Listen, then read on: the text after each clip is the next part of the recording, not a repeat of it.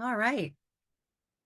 Well, welcome everyone. Thank you again so much for being here today. Again, good to see some familiar faces. I hope you all have had a good first and second quarter of fundraising, fearlessly fundraising out there in the landscape this year so far.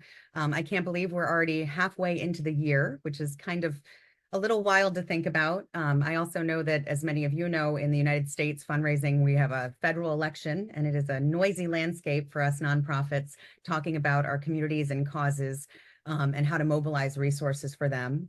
So that being said, today our team decided to put together this presentation content, and this is something that is really important to me, especially since the pandemic, since 2020.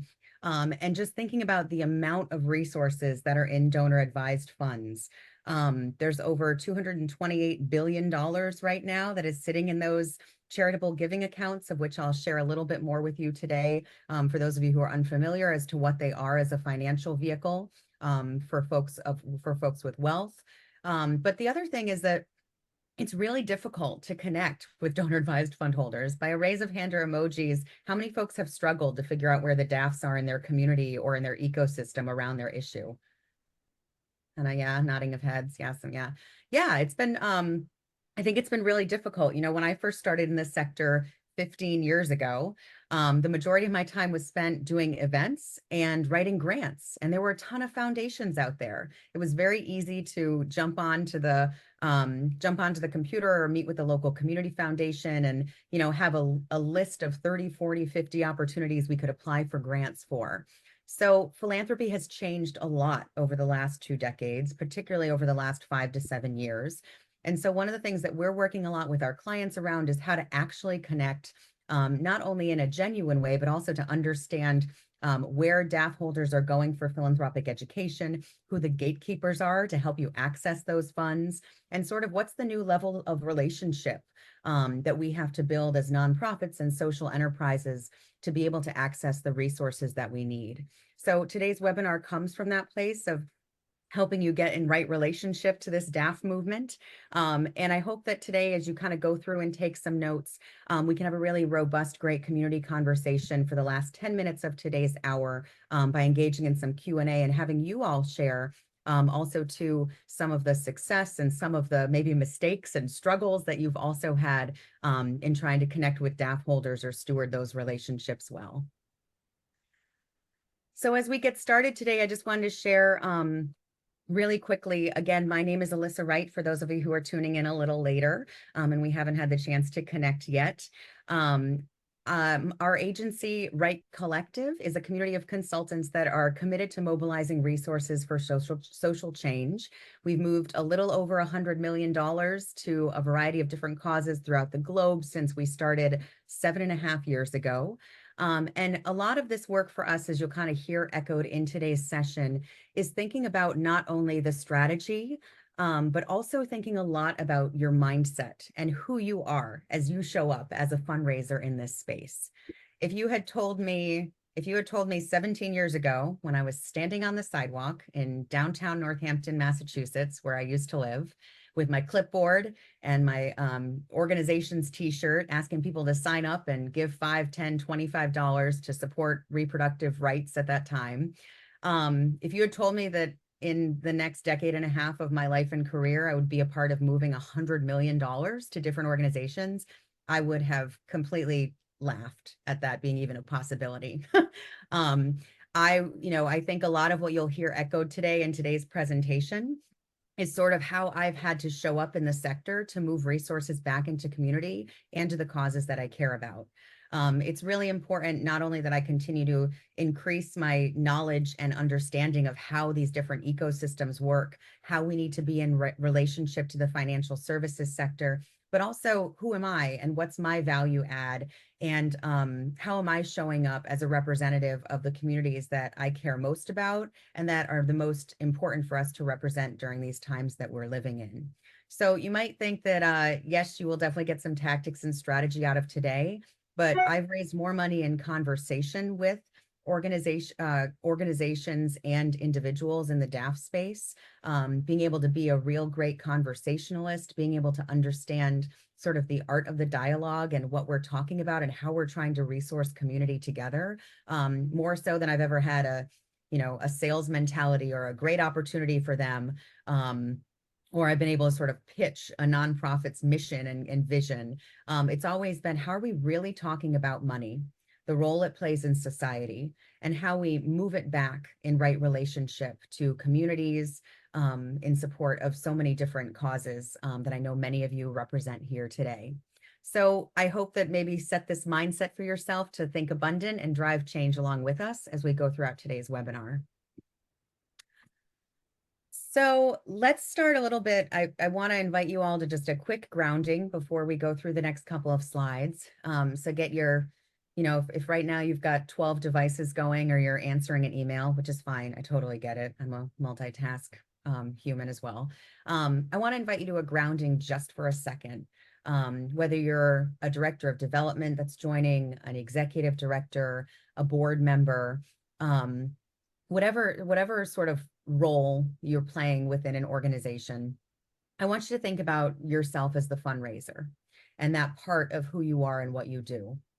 And a lot of times, I'll say, in a lot of the trainings I do around fund development, it's really important for you to be a fearless fundraiser, because that's how I got started. When I started realizing the ways in which resources were kept from communities, or the way in which policy or was shaped to prevent resources from flowing into community, when I understand the history of money and wealth and how it was accrued in different areas where I was fundraising throughout the United States, I started thinking about, wow, like a lot of this work is really putting money back into right relationship to these organizations and these people. Then I started to realize that at the time I was raising a lot of money for women and girls organizations. And I started to realize that not only was I fundraising and inviting donors to, put resources towards these different organizations that were supporting gender justice and women and girls, I was slowly becoming a philanthropic advisor to them. I had donors that, that had given a donation to a year-end appeal to help us build a school for girls in East Africa, then coming to me and saying, hey, if I really want to support women and girls in East Africa, what other organizations should I know about? What are some of the other sort of intersectional issues that girls are facing in that region? I started all of a sudden being more of an ecosystem builder to them and introducing them to other causes and other organizations. And that sort of abundance piece allowed me to realize that I was not only a fundraiser, but also a philanthropic advisor. And so this is really important as you're thinking about donor advised funds, and the role that you play in having conversations with those that have access to donor advised fund holders, those that are advising donor advised fund holders, and those that are the holders themselves, folks of wealth and means that have these funds. So I want to welcome that in today, because I want you, as we go throughout the rest of this webinar, to think not only about, from the fundraiser seat, like, what newsletters do I send out? What events do I create? What meetings do I take? But also, how are you showing up differently? What is the substantive conversation that you want to have about philanthropy and money and the role that it plays, again, in these times that we're living in relationship to your cause and the community that you represent and steward? And so that being said, I want, as we go throughout today, to think about, what are the philanthropic offerings? How can your organization, how can your movement, how can your ecosystem play a role in advising philanthropists? Because that's who these donor advised fund holders are. They are philanthropists that are eager to learn. Many of them want to move the resources back into community. They're looking for support and advisement and knowledge to do so well. And they're looking for, as we all know, in sort of relational fundraising, they're looking for so much more beyond the transaction. So as we go through today, I really want you, yes, you, to think about how you're not only a fundraiser, you're not only a nonprofit employee or a board member, but how are you an advisor to high net worth individuals in the community? How are you an advisor to philanthropy? And can you even think about yourself as being that person or speaking from that place? So put that hat on as we go through these next couple of slides, because I think it's really important that you think about the content and experiences you'll create for DAF holders, not only from a place of, again, the transaction, but from a real place of content and advisement. And I want to bring it back just to rest here also for a moment as well. I want to rest here a little bit too on how you see yourself in relationship to the organization or the cause that you're representing. So I put this here because I wanted to ask the question of you all today, and feel free to pepper the chat with ideas and reactions as we're going through this. But why would someone want to connect with you as an individual, as a person, in the community and not just the organization? So the reason that I want to bring this up is that oftentimes when I'm working with family offices, because part of what our practice at Right Collective does is we work with individuals and family offices to think about how they give away their resources through DAFs and foundations and whatnot. They will often say to me, I know that person is just an employee at a nonprofit. And I couldn't hear from them how they were part of a bigger movement, bigger ecosystem, what other organizations they were working with. I very much left the meeting feeling like they just wanted my sponsorship or they just wanted my check for a program, but they had very little knowledge beyond their pitch points of their own organization. So donors can tell when you're kind of working in a silo. They can hear when you've just been hired as a director of development for a professional development opportunity, which again, I think many of us can honor and understand who've been in development. We're always trying to climb the ladder, look for a new opportunity. But they can tell when you're not fully committed or fully passionate or fully immersed in the organization or the movement that you're working within. So I share that today because as I've been working with a large percentage of donor advised fund holders, many of them who are Gen Z, Gen X, and Millennial. Those three generations are really, with their donor advised funds that are part of their inherited wealth, are really thinking about how are they building their community? How are they building their crew, so to speak? And would you be someone that they would want as an individual in their crew? You know, a trusted advisor, someone who shows up and says, hey, if you want to support, you know, West Africa through this crisis that's happening there right now, here are the three people you should know, or I'm happy to connect with you and tell you about all the organizations in Senegal or Sierra Leone that make the most sense to connect to right now. We do a lot of work at Right Collective in the maternal and infant health space. And so again, it's not just the organizations that we work with that we're directly fundraising for, but we talk about all the players in the space that are working to strengthen the movement and the ecosystem. And we are always talking about access and opportunity in that space. So I name that again today because as you're thinking about some of the vehicles that I'll recommend, the content you create, the events you design, the activities that you can do with donors, I want you to think about you and how you're showing up you know, as someone who is very passionate and very committed to a specific cause, movement, or mission. And it probably won't surprise you. I've shared this before, had people email me after and say, oh, I think I need to quit my job because I should be over there fundraising for that. So I'm not saying anybody quit their job today. Like that's definitely not what I'm saying, but I definitely want to make sure that you are very authentically connected to who you are as an individual and where you want to move money in the time that you are moving those resources around. I think that's something early on that, again, for me as a fundraiser, I realized, and again, reflecting coming off of this recent maternity leave that I had as well, and kind of a brain break from the day to day, I've been thinking a lot about how powerful it is to sit in a seat where we have conversations with folks of wealth, folks with capital, folks with access to capital, sometimes in amounts that are beyond our wildest imaginings as folks who are not from those means. But how do we get in relationship to that and what power there is in being able to advise them on where those resources should go? So just think about yourself as we're kind of going through this in addition to your organization and some of the tactics to try. So what is a donor advised fund? So the DAF, if you're not familiar with the acronym, the DAF is basically the new charitable giving account. They are housed at a variety of different places that I'll share on one of the slides coming up next. But we're talking about them today because they are the fastest growing charitable giving vehicle in the United States. So literally anytime anyone is either accruing wealth, self-generated wealth, you know, through their own economic activity. If they're accruing their own wealth, people are opening up donor advised funds more so than setting up foundations than ever before. And also on the flip side of that, what we're seeing with inheritors is that as the next gen is inheriting wealth, they are actually often dissolving the family foundation or the foundation that has been created over the years and creating a series of donor advised funds for the individuals that are inheriting that wealth.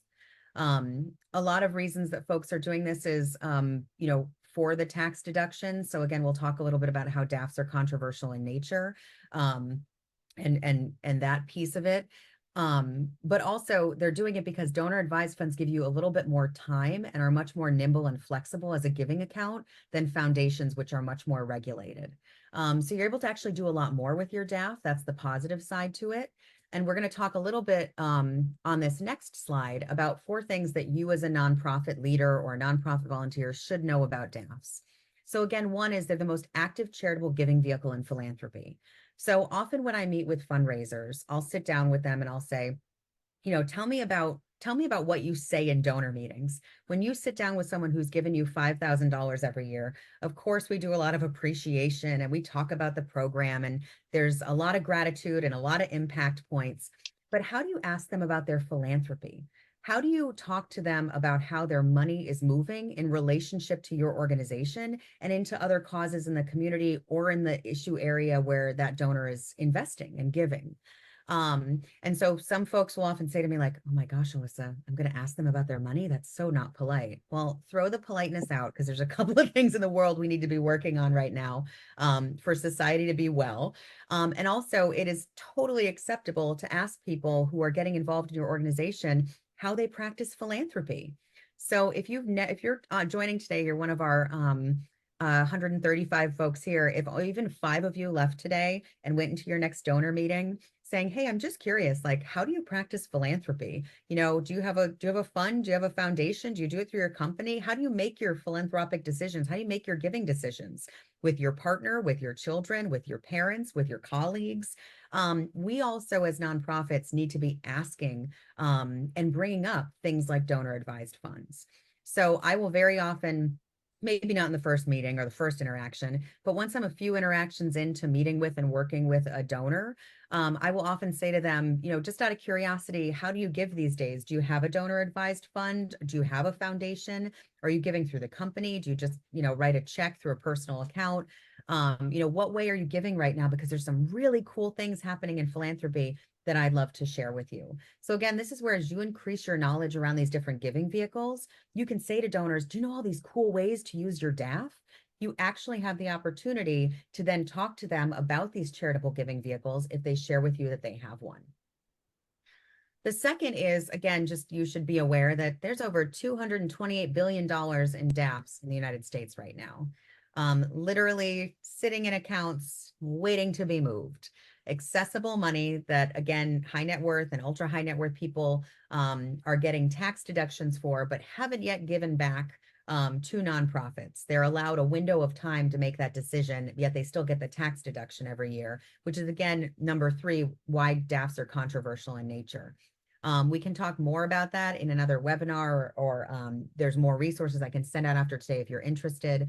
But again, nonprofits should be aware that they're controversial in nature. They don't require a process, a board of trustees. There's no percentage payout. You just have to, basically put the resources in a DAF to get the tax deduction. And then every 3 years, you have to make a series of grants from that. You have to show that some of the money is moving. I've seen DAF donations as small as $50 grants that have come to nonprofits through some of our client work. I've seen DAFs that are part of the Half My DAF movement that are $200,000, $300,000 donor advised fund gifts. And if you saw in our promotion, and maybe this is something for those of you joining, if you want to throw into the chat, what difference this could make for you all. And I think why nonprofits, all of us as a community, as colleagues, need to be encouraging each other to have more and more conversations about donor advised funds and with the financial services industry, is that if we just did some quick math, which again is totally not super accurate, but just to kind of start the conversation, with that 228 billion and the 1.3 million nonprofits in the United States, if we divided that up, every single one of your organizations at a minimum could get $152,000 every year disseminated to your organization. So curious by a raise of hands or comments in the chat, what an extra 100K plus might do for all of your orgs this calendar year. I think that's like a staffer or two, which probably would be super helpful. So just think about, like, again, how we're very lovingly putting pressure on this ecosystem of DAF holders and DAF advisors to move more money to our sector. I think it's really important. And I think it's important also too, for you to keep thinking about how you're just peppering your communications, your events, with DAF language and with addressing DAF holders specifically. So what is a nonprofit to do? How do we identify um, donor advised funds? Where do we go to build relationship to them? So there's sort of three areas where donor advised funds are housed. The first, which many of you might be familiar with, are community foundations. And these are community foundations.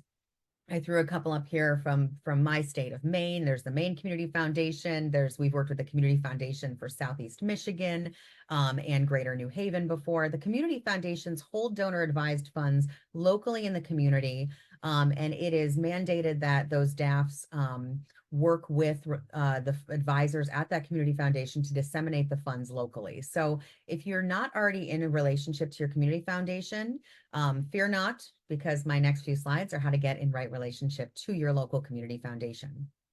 The other is financial service providers. So again, the Fidelities, Schwab, Vanguards of the world. How are we in right relationship to those organizations? Sometimes I'll hear, sometimes I'll do some board trainings, and I will have someone from the board say to me, oh, well, we got a financial advisor on our board, so now we're going to get access to all of the donor advised funds that they might have through their organization.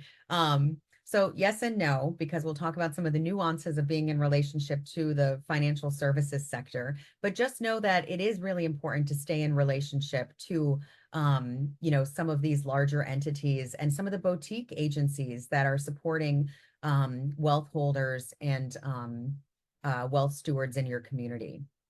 And then the last is issue-based organizations. So over the course of my career, over the last 15 years, I've really loved seeing a lot of social justice, women's funds, racial equity organizations actually start to host and hold their own donor advised funds.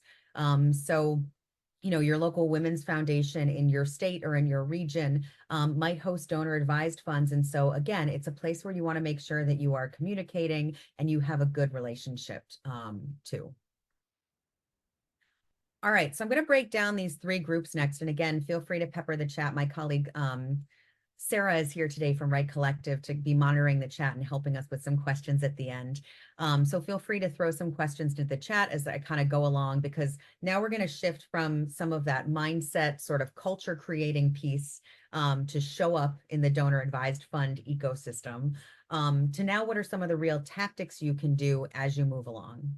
So first and foremost, if you are not in relationship to your local community foundation, Google it and go to an event. Google it and reach out to somebody on the team for a cup of coffee to get to know your organization. Solidify your relationship to the local community foundation. You might have applied for grants in the past, which I want to name is not necessarily a relationship, right? So that's a transaction. So if you've applied for grants in the past, but you've never actually spoken to an individual or two, you've never attended an event and networked and gotten to know some other grantees, start to build some relationships across different sort of power players or champions or stakeholders that make sense at the community foundation. So there's one thing you can maybe add to your to-do list for the next couple of months. The next is, and again, this goes into that that thinking that we do a lot at Right Collective of, yes, we're fundraising, but how are we showing up as an advisor to philanthropists and wealth holders to move money into community, into certain cause areas? So think about, all right, I'm a philanthropic advisor. You can even say it out loud, because if you say it out loud, your brain processes it that it's real. So if you're on mute right now, feel free to say, I'm a philanthropic advisor. And what can I offer to the local community foundation or one of these issue-based organizations about our cause? What could I advise them on? So one of the things being in the gender justice space over the years is we used to talk about how it was so important around women and girls causes to make sure that we were not just helping girls with their education, but also helping girls with other issues that intersect mental health, youth leadership, racial equity. There were so many intersections of the work. We used to get asked, how are we engaging men and boys to create a more gender just world, and not just, oh, it's great that a bunch of girls graduated from secondary school, but how are they going out into a community that has just fair values and understanding of the role that women and girls play in that society? So, think about some of those things around your work, some of those topics, some of those intersections. How could you show up to advise donors and maybe create some offerings for the local community foundation? And then think about within that how you can stay in touch around it. So we had a client who actually designed a session with the local community foundation, and now it's actually an annual session they do every day on I think they do it on World Refugee Day every year, where they show up at the local community foundation and they facilitate a conversation about how to support refugees, immigrants, and asylum seekers in the community.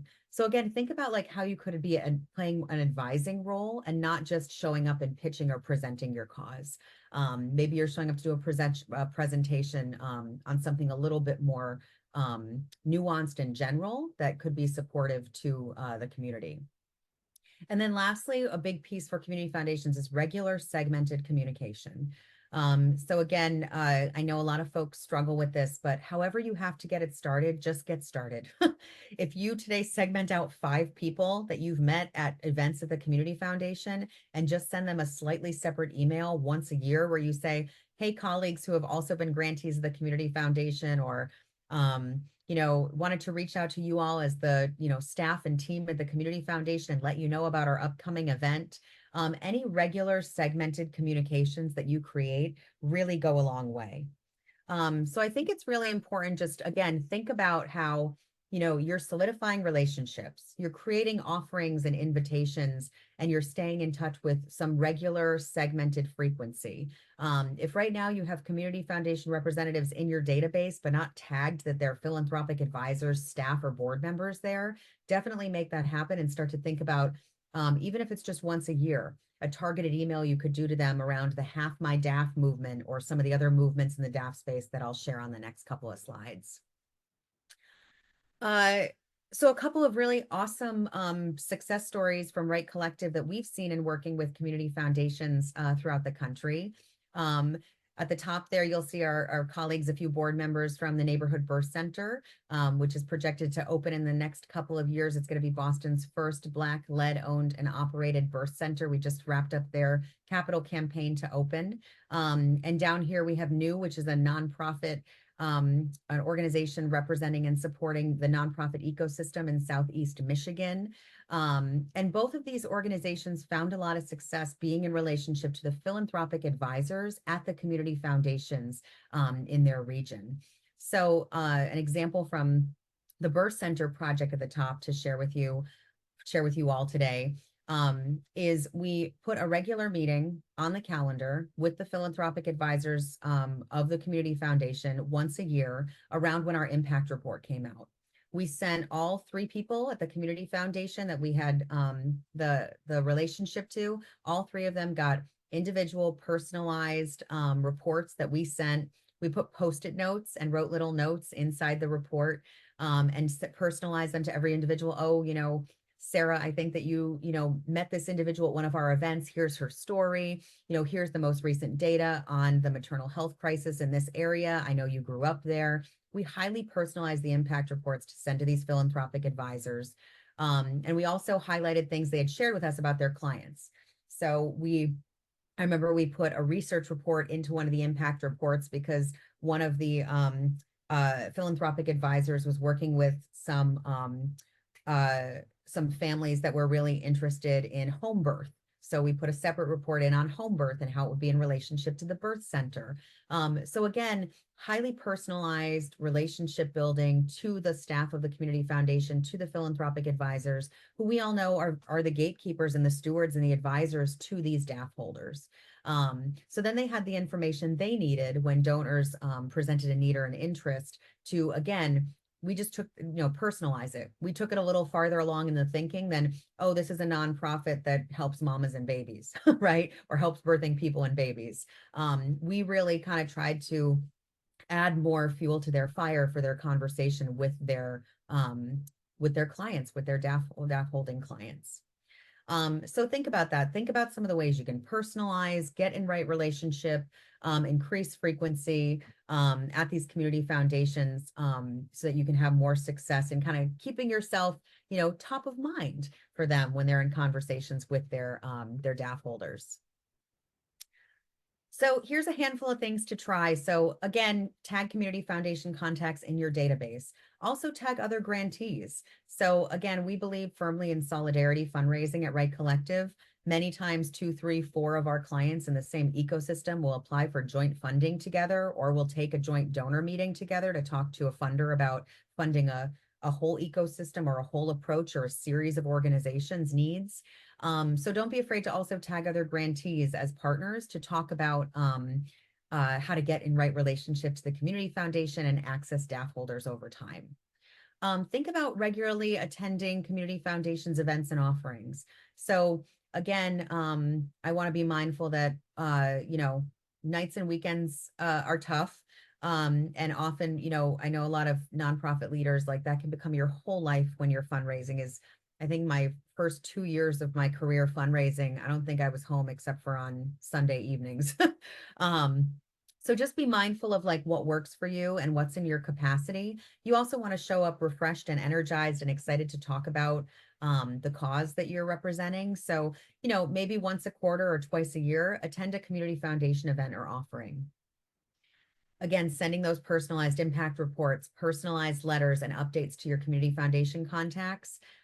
Anytime anything exciting happens in your community, reach out and send it and say, any of your clients or anyone in the community foundation network is invited to attend. That extra nudge goes a long way. We often send out our e-blasts and newsletters, or we post on social media and we assume that people are going to see it and attend. That is not the case. It is a busy, noisy landscape out there, and a lot of organizations are posting events and activities to attend. So make that personal nudge, take that extra 5 minutes to forward the newsletter and say, hey, we're going to have the students presenting next week, or we're going to go to the land of the new facility that we're purchasing. If you want to come and get a quick tour, send those personalized updates and opportunities to your community foundation contacts. Have it just be part of your best practice. Try to create one unique opportunity a year to share with the community foundation. So I suggested some offerings earlier on the other slide. Regularly share volunteer opportunities. Write to the community foundation contacts you have and say, hey, we have board roles open. We need people to come stuff envelopes, or we need folks to attend, and help us wrap holiday gifts or whatever it might be. Think about volunteer opportunities. Book annual calls, make it fun, make it exciting. Send them their impact report with, t-shirts or pins from the organization, and say, hey, how about we talk on International Philanthropy Day? It's November 19th. Would love to spend part of that day sharing with you the ways in which philanthropy is changing the game for our organization. So make it unique that they're having an annual call with you, not just, we really need to talk because we need money and you know where it is. Although that's what we might be hearing in our subconscious. And then leverage current DAF holders all the time. If you have people already giving through donor advised funds to you, for one of our campaigns that we recently concluded in Detroit, Michigan, we had one woman who was incredible. She was a DAF holder at a financial services firm, was a constant champion, going back to her advisor and saying, hey, you need to tell other people about this campaign and let them know how I'm using my DAF to make a difference. So constantly identify and get those DAF donors already connected to your cause to be a champion for you, again, within the community foundation or within other spaces. So here's some fun pictures from 2 other projects at Right Collective. The one at the top is our work with Birth Detroit to open the first Black-led, owned and operated birth center in the state of Michigan. The second is from a project we did helping open Maine's first domestic violence resource center in Lewiston, Maine, with Safe Voices. And there I am very awkwardly at the top of the stairs getting stuck in the photo that was in the newspaper. It's still my favorite like thing in the whole world. I wasn't supposed to be there, but I showed up. Which is maybe a good thing to a good vibe for me to share with you all today as someone who, again, my whole career has been creating these cross-class relationships and partnerships, having grown up working class poor in rural Massachusetts, had to find a way to build the right relationship to this industry and to folks with wealth, to drive a difference for my community and other communities across the country. So financial service providers, really important for you to build relationship to. We have found success in networking. Again, we're talking about the Vanguard, Schwab, Fidelities of the world, also boutique agencies. I guarantee if any of you drive down the main street in your town right now, you probably see, 3 or 4 different financial services firms, boutique firms on the street that are helping people with wealth in your community, make financial decisions. So we found a lot of success in networking amongst those, and getting into partnership and right relationship. So again, having them attend our events for Birth Detroit, having that one DAF donor who, again, was so excited about the power of their donor advised fund and how, they felt like they could give as much as they wanted out of it, to the organization for this because they were still getting the tax deduction, and things like that is really, really important. And so I share these two sort of with you today because I think that the thing to think about with financial service providers is going beyond some of the transactional pieces. So again, I mentioned earlier, as you're seeking to access DAF funding, thinking about, what are the opportunities for those individuals, even though they might not be direct donors, to come to things like the groundbreaking for your project. When you're shovel ready, can they actually come and be a part of that moment? What are the volunteer opportunities for them in addition to, again, donors or the DAF holders that they work with? So really thinking about financial advisors and philanthropic advisors in your community being another group that you sort of look at, identify, and really work with to come to your events and activities, and to get excited about what you're doing in the community. So networking is critical. And for those of you who are joining a little later, if you want to go back and watch the recording, I talked at the beginning a little bit about this, not just showing up as a fundraiser for your organization, but really showing up as a philanthropic advisor when you're in these networking spaces. So it's really important that you're showing up not only talking about your particular organization and its needs, but you're also talking about it from the perspective of how am I advising people who have access to people with wealth on great things that they can do with their wealth to make the community, make the world a better place.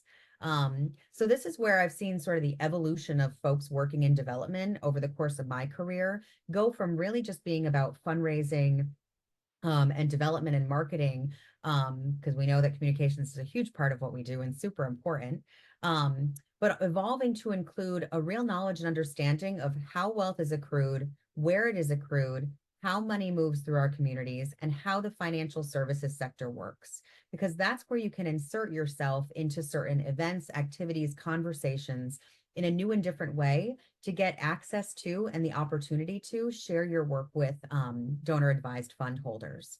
So network not only amongst your peers in philanthropy, but think about where you can network amongst other professionals in the financial services industry. Think about where you can network around local economic development projects. Every time I open up the Portland Press Herald here in Maine, where I live, and I see that there's an economic development project, there's a open water fish farm that just got $10 million from investors to start. I go and look and see who those investors are. I look at the region that it's in. And if I'm working with any nonprofits in that area, I go, economic opportunity is completely connected to making sure that people are well and safe in the community where they're going to be building a workforce. They should know about, the domestic violence program and services that this nonprofit doing that work is offering in tandem to the community there.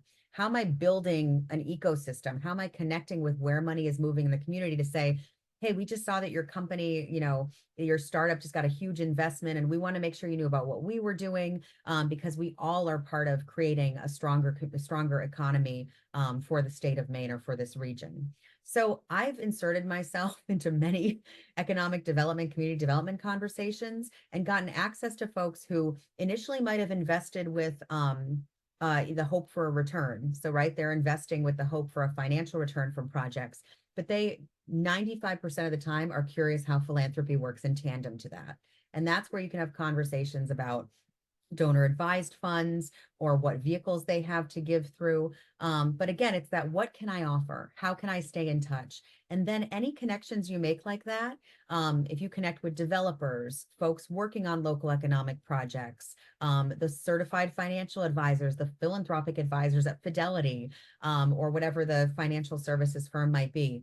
How are you tagging them in your database and sending them a slightly different segmented communication based on what you know, around what you can offer to them, what knowledge they would like to have, and again, how you can create a separate channel and separate relationship with them once you network your way in. So take some action, connect with philanthropic advisors, understand from them what is best to share, regularly share volunteer opportunities, create offerings on philanthropy. So I love this resource letter idea. We actually, with a client, segmented out some financial advisors and philanthropic advisors, and we would send them a letter every year of what we were learning by doing financial literacy with girls in East Africa. And so we sent them a newsletter saying, here's what the girls taught us about financial literacy. Thought you might want to, learn from them and hear from them. And thank you for, creating a world that is hopefully a little bit more just and fair and equitable for girls and women in money. So again, think about those creative things you can do, ways that you can share from your program work specifically to this audience. Co-author articles and blogs. If you connect with a couple of financial advisors in the community, again, maybe think about something you could co-author with them. Again, it might put you in front of some of their DAF holders or their clients and connections when they're sharing something they authored with you around a certain issue. Engage them around Half My DAF, which again, we can send out more today about that incredible movement that's been started where donor advised fund holders are encouraged to give away half their DAF by positioning the nonprofit they give half the DAF to for other matching funds from other big name philanthropists in our country. So check out the Half My DAF movement, sign up for its newsletter. I actually think 2 days from now, or actually maybe even today, it's the 26th or 28th, is the deadline to apply and submit as a nonprofit. So maybe head to their website after today and check it out. And then lastly is connect DAF donors and advisors to each other. If you meet a Fidelity philanthropic advisor in Portland, Maine, and then you meet a Vanguard philanthropic advisor in Chicago, and you're raising money for a national cause, build that relationship. Say, hey, we've worked with this really cool philanthropic advisor. I think you should know her. You both really care about this issue, connecting you. All those types of networking things, being really genuine and authentic and bringing people together so that we can accelerate getting funding to the issues that we care about. Over the years, I've had people reach out to me 5, 7, 10 years later and say, Alyssa, you introduced me to Sally 3 years ago at that conference. She and I worked on this project together and 3 of our donors funded it. So again, just think about yourself as more of that ecosystem builder, philanthropic advisor as you go along. So here's a handful of creative things that our team at Right Collective has tried. So Andrea, Sarah, Allison, Kim, Mary, and I are always trying new things. It is always about learning, always about growing. This is another reason we center abundance. There is no one size fits all. Everything in our space does have to be personalized, and we have to learn from it ongoing as an experiment. Because it turns out we're dealing with humanity, and humanity's relationship to money is always complicated. But we are trying creative things. We are trying to innovate. And so I wanted to share some of those with you today, because maybe some of these are some of the things you want to throw at the wall and see if they stick this year, and then you can keep them going within your organization. So one of the things some of our clients have added to newsletters are DAF stories. So again, calling out donor advised fund holders and saying, here are 3 ways that the Wright family is using their DAF to make a difference. So again, highlighting and talking about DAFs so people sort of generate interest and it's on their radar. The next is the Half My DAF campaign. So we personalize letters every year to any DAF holder that is giving to one of our clients' projects. And we personalize and send out that letter, inviting that donor to check out the movement and potentially half their DAF. So again, we're reaching out to them and saying, if you are really interested in furthering your support of our work, the Half My DAF movement is currently doing its round of grant making. If you give half your DAF to our organization in the next couple of weeks, you can list us on this website and we could potentially get a matching grant. So again, we know how much the matching thing incentivizes people to give. You're probably all working on some of those strategies for your fall and end of year campaigns. Half My DAF is a great opportunity to target and reach out to DAF holders and help them feel like they can do even more by giving those resources to your organization. Think about offering a free workshop with a local financial advisor or philanthropic advisor. So again, could you do something in the community, at the community foundation? What type of workshop could you come up with that you could offer as a learning opportunity to DAF holders? Think about sponsoring a financial service firms conference or event. So clients are always surprised when I suggest this. Yes, you as a nonprofit can buy sponsorship at any event you want to. So you might see that the regional young professionals group, all the folks that are working in the finance sector are having a happy hour. Well, could our nonprofit support it? And, we'll do $1,000 sponsorship to sponsor your young professionals group. And can we show up with stickers and brochures and give away some t-shirts and have a custom cocktail made that night? Think about some of those ways in which, again, you can show up and arrive into their ecosystem to attract more donor advised fund holders. Reach out on LinkedIn to interview or engage financial advisors and certified financial advisors and other folks in the financial services industry. Sometimes, again, I've had for youth groups, I've had financial advisors write blogs for our website, 3 tips to share with young people about becoming more financially literate or fluent in their teens. So think about ways to engage that audience as well. Companies these days, actually as an incentive and benefit program, offer donor advised funds to their employees. I will share here that DAFs only need $1,000 to be opened. You can literally open a DAF with $1,000. So I'm sure many of us on the call could probably open a DAF if we wanted to. So DAFs actually can be open to anybody. They're not just high net worth or ultra high net worth. But that being said, they are now being offered to many employees and companies. Maybe you could create a free webinar offering or seminar for that company. An example of this is, let's say, again, this isn't but say a company like Liberty Mutual or State Street, or like a bigger firm that you've had sponsor events for years, is now offering donor advised funds to their employees as part of their benefits package. You could say, could we create a free seminar for them on how to give back to Boston with your DAF, or learning more about DAFs nationwide and how our DAF holders have leveraged them to make a difference in the Boston area. Think about some of that as well. Get creative, have some funny taglines. DAF is a very silly acronym. Like, it's really funny whenever I see it, the things that it can rhyme with and what I've seen. But, get on the radar and generate some attention and interest around it. We had a group, the Youth Advocacy Foundation. We did a Donate Your DAF to YAF campaign that we ran. We ran another campaign with a client that was like, yes, please talk to your friends about money. It's like a sort of sex, drugs, and rock and roll topic. You don't talk about it, but yeah, please talk to them on our behalf about it, because DAFs are cool. They're here to stay. We want to move more resources from them. And then lastly, just be relevant and timely with all your communications. So I wanted to kind of land on this today before we go to Q&A, because it's really important generally for you to be relevant and timely in how you communicate with folks who can fund your work. So there's 3 pictures here. The first is a bridge near my home that when it completely flooded and we had a local crisis in the area, I wrote to all of the financial agencies in our town that I knew of and said, hey, if you really care about what's happening right now, or you have any clients that care about what's happening right now around local climate issues and how climate change is impacting the area, I wanted to put 2 organizations on your radar, because look at this bridge in our backyard. Look at it. Like, no one, that is something that we need to really be thinking about. And if your clients are bringing it up to you, here are ways they can use their DAF to make a difference.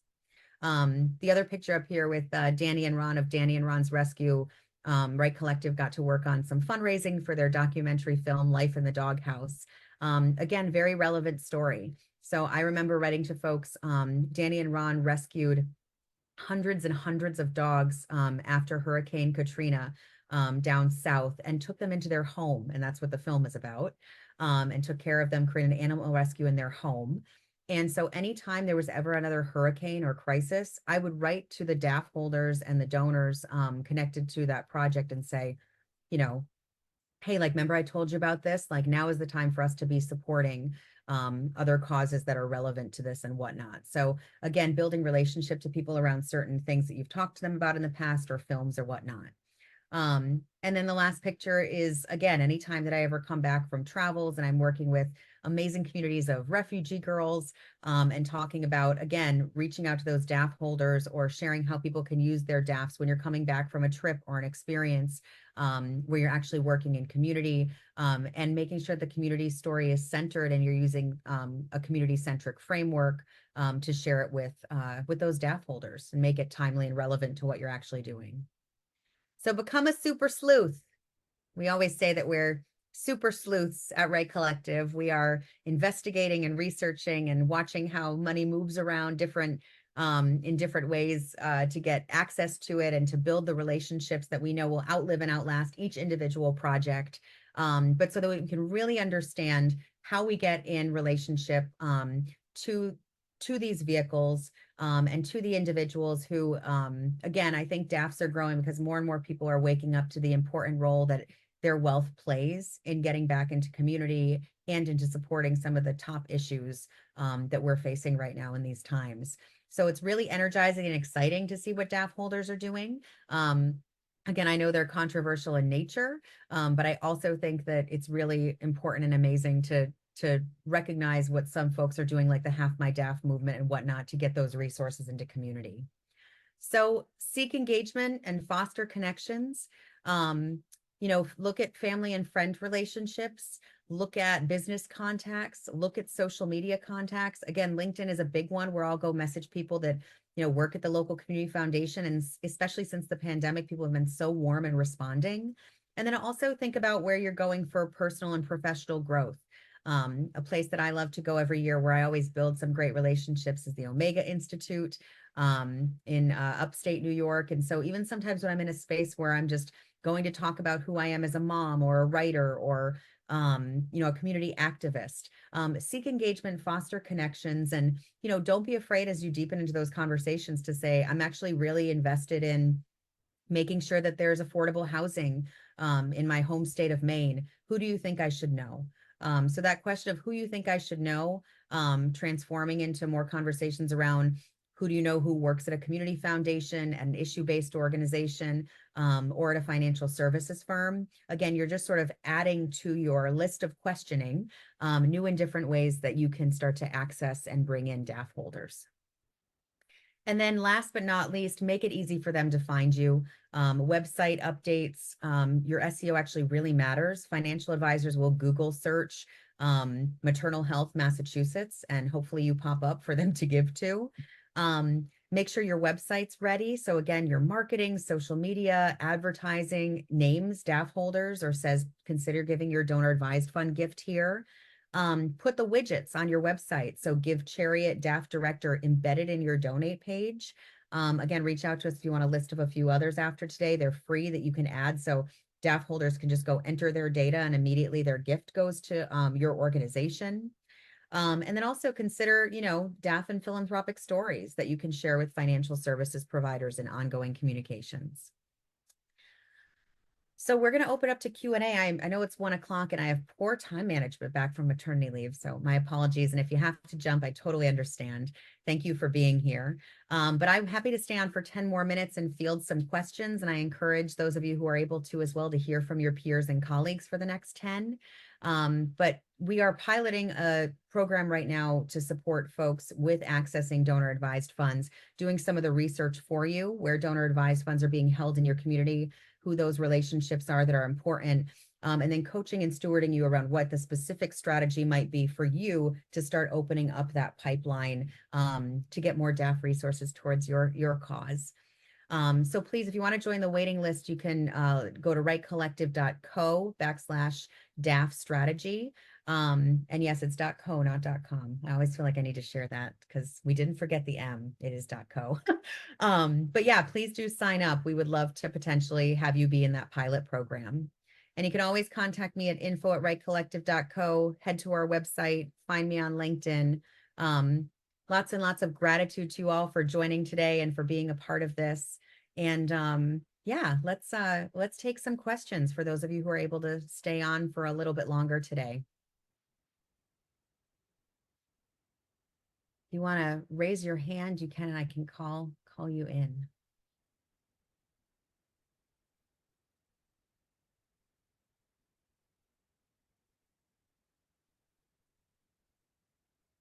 Questions? Or Sarah, do we have any in the chat? You want to start with the ones in the chat? Yeah, look at your phone. Oh, okay. All right. Susie, do you want to unmute and chime on in?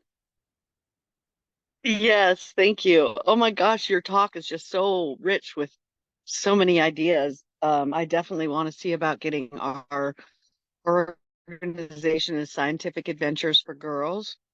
And I'm outside because I was able to listen to you outside, and it feels great to take in all you've processed. I, I, one of the struggles that we're having is we're planning a huge event. We don't normally plan fundraising events. And so we have a database full of participants in our program, which is called Scientific Adventures for Girls. We serve the underprivileged community by providing weekly science and STEAM engagement activities to open doors for their possibilities in the future.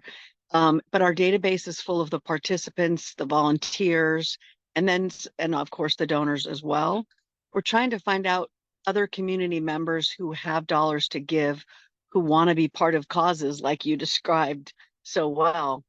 Um, um, do you have ideas just for how to come up with a campaign that's like brainstorming campaigns that people want to be a part of? You know, like opening doors to possibility would be a campaign to, that are now opening doors, like would be a campaign that kind of resonates with us. But how do you come up with something that has a wide appeal to the broader community? And how do you get the attention of more people who have the dollars to give? Yeah. Thank you, Susie. That's a really good question. I think so one of the things I think that's really important is to be really direct on exactly what you need support with.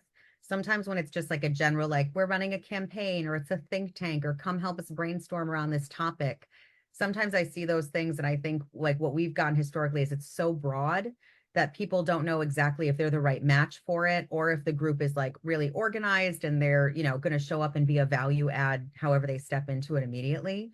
So I would think about anything you do like that, calling out the exact skills, talents, abilities that you're looking for. So if you're looking for, people to join who can help specifically with like A, B, C, and D, that's really helpful. And say, is that you? And then connecting it to story. So again, knowing a little bit about Scientific Adventures for Girls and their work, you might want to really connect it to a couple of the stories of the girls.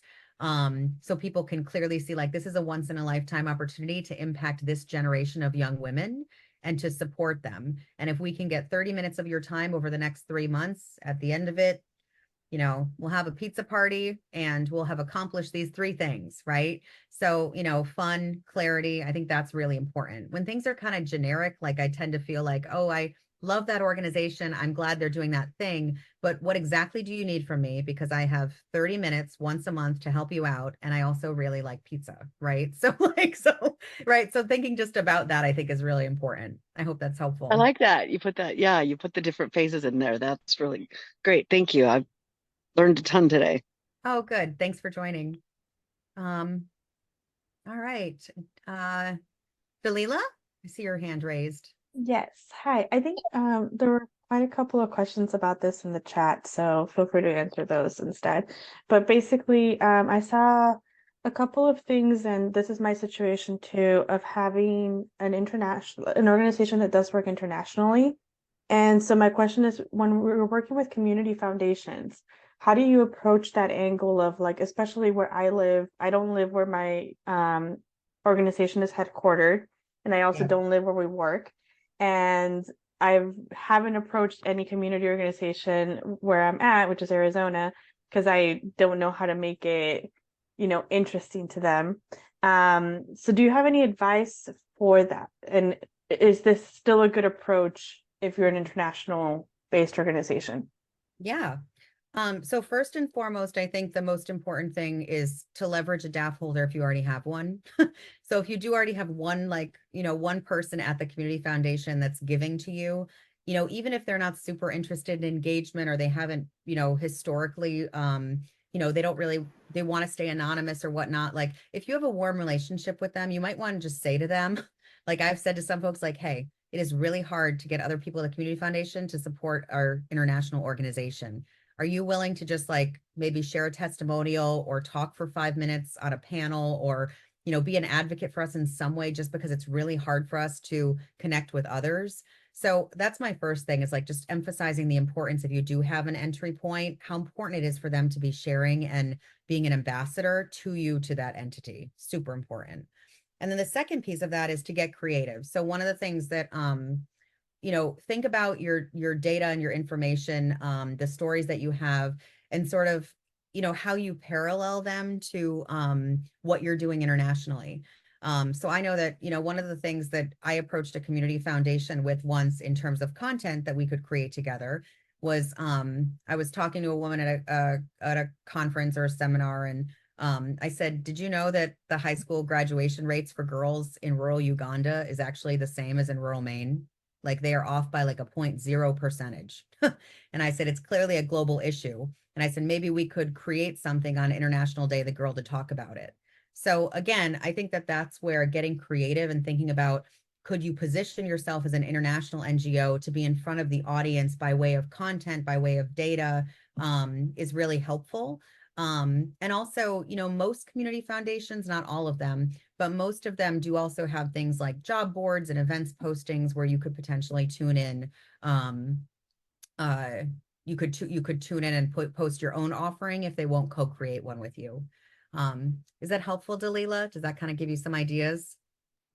Yeah, that does give me some ideas. I think the question that still remains unanswered related to that is if I should focus, because should I focus in my own local community, or does it make more sense to try to engage with folks virtually in Yeah. DC where we're headquartered?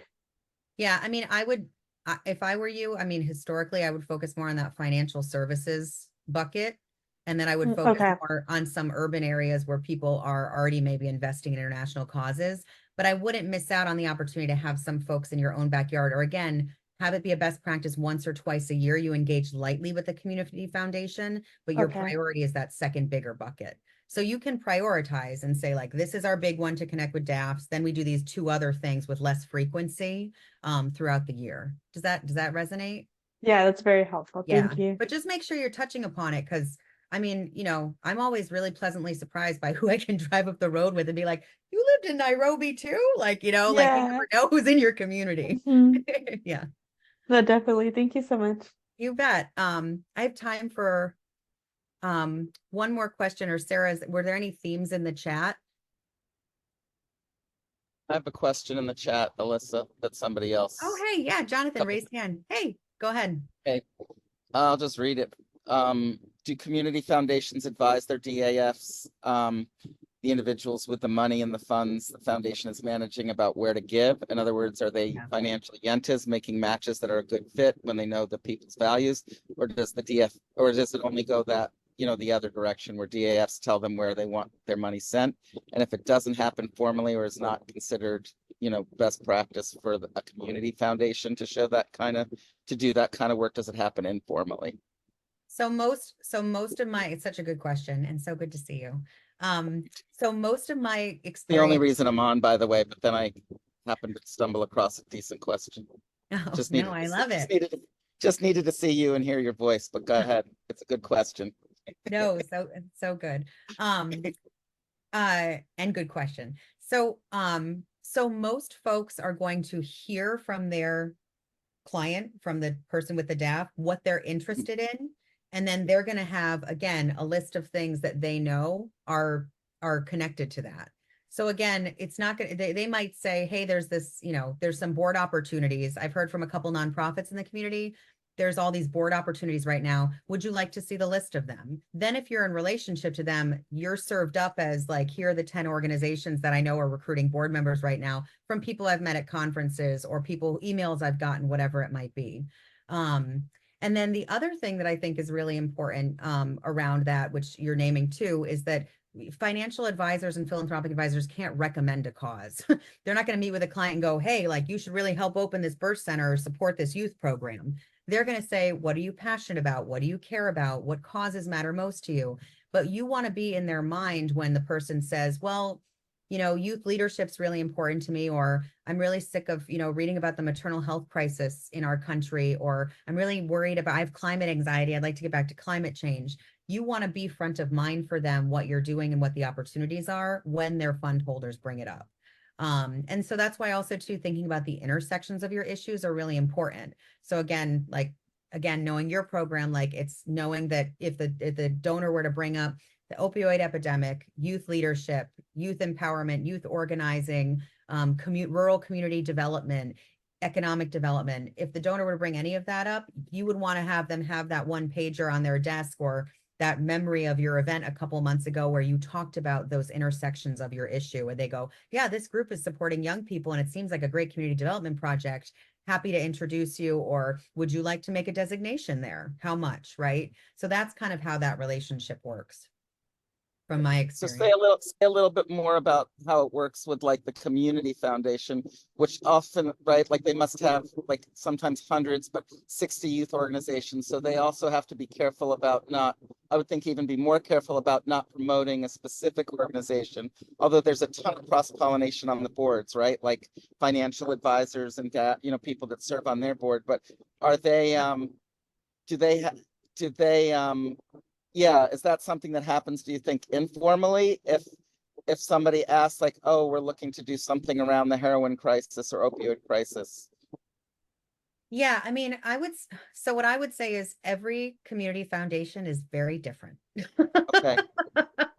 With sort of with on the continuum of like a lot of access and opportunity to their community to barely any and highly restrictive. So, and Paul's giving me a thumbs up. Yeah. So that's what I presented the three of like issue-based community foundations and financial services, because we all know like philanthropy is fickle and tough. And that's probably part of what you're going to navigate is I've worked at community foundations where I've had one person who's like a super duper champion and finds the ways to kind of, you know, present our movement or present our cause to, you know, to the community foundation network. I've had other folks who completely shut it down and say, no, no way at all, unless it's exactly named by my client. Right. So it kind of, there's a spectrum of it, which is why it's hard for me to say anything specifically, but, yeah, I'm excited. Sarah and I are thinking about how we create this space and keep it going, because I think people are learning a lot the more they interact with these foundations and these financial services firms of what you can and can't and should and won't do. And unfortunately, I always tend to take a slightly bold and radical approach to figure it out. Right. But the bottom line, Alyssa, is they're under no more obligation to, they can do whatever they want the same way as the private one, as the so-called private ones can. They just maybe are under a little bit more of a fishbowl because it's the community because they're grant programs, really. That's why they're probably more seen in And public. DAF holders want to be serious about their philanthropy. Like most people Okay. I know who have DAFs at the community foundation, put it at the community foundation for the reason of wanting to invest in the community. So they're looking for philanthropic advisement. Someone at Schwab or Vanguard who's just putting, you know, stashing $250,000 in a DAF somewhere. So again, speaking to the controversial nature, might not care at all about moving the money. They just want the tax break and to, you know, put their wealth in certain ways where, you know, it can give them the tax break without having to get rid of it, right? So that's the controversial nature of it. And then, you know, I tend to find community foundations usually do want to help their clients, but every individual who works there is different in my experience. You got to kind of figure out how to be in the right relationship to them. So if you are in right relationship with one of them, it's not a faux pas to ask, like, what is the culture like? Like they've worked in the industry, they may have worked at other foundations. So you can say, you know, trying to work on this aspect of our game, like what's the culture like at the community foundation? And totally. Okay. Yeah. I think the best thing to say is but come to the table and say, hey, Susan, it was so great to meet with you today and hear about everything you guys are doing. What's appropriate? We have this unique newsletter we send out. We've got some volunteer opportunities coming up the pipe. And we talk a lot about the importance of young people being financially fluent in rural America.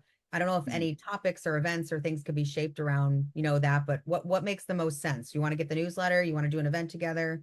Want to have coffee again at this really cute cafe in downtown Shelburne Falls the next time we get together? Like whatever that is appropriate. But Alyssa, I'm talking specifically about the people who staff that community foundation, right? Like opposed to Yep. the people whose money is in same convert. So you're saying it's the same conversation, whether I'm talking to Fidelity or whether I'm talking to Community Foundation of Western Mass or Michigan. I mean, they're all nuanced and different, but I think knowing what your engagement opportunities are for DAF holders is really important. You don't want to leave it with a generic stay in touch. You want to say like, can I sign you up for this? Could we collaborate on something together? And how do I stay in relationship to you? Like, But but with the community foundations, we're really asking how can we stay in right relationship with your clients, right? What's appropriate? What can we? Yep. What will you send to your client, your DAFs that are using the community foundation? Yep. Okay. Okay, thanks. I want to honor, I know we're past time, but I want to honor Paul. You've had your hand up for a while. Do you want to chime on in, Paul? Yes, hopefully. Go ahead, no worries. No, I'm well, no, warming back thank up you to for Zoom, too. waiting. And so the organization I work for, it's Chess and Education. And what we do is we train teachers, mostly elementary, middle school teachers, as to how to incorporate chess into their daily instruction as a way, using it as a vehicle, not to create the next grandmasters, but using it as a vehicle basically for critical thinking and problem solving, etc. So we've relied a lot on state education organizations basically hunting for something to do with their ESSER money. Currently, we're in New Hampshire. We're running a program called the Granite Gambit. ESSER, as of September, goes away. And our funding has hit a blip this time. I've been working through the New Hampshire Charitable Foundation. I guess what I'm looking for is I'm looking for some more buttons that I can push to try to get our name out there. I mean, I'm a longtime resident of Maine. I live in Maine now. I really want to see, I'd love to see this program come to Maine. But that's, again, going to take some money in doing. So I guess what I'm looking for in a nutshell is a direction. Point me in a direction. So I'm feeling like I'm spinning my wheels a little. Yeah.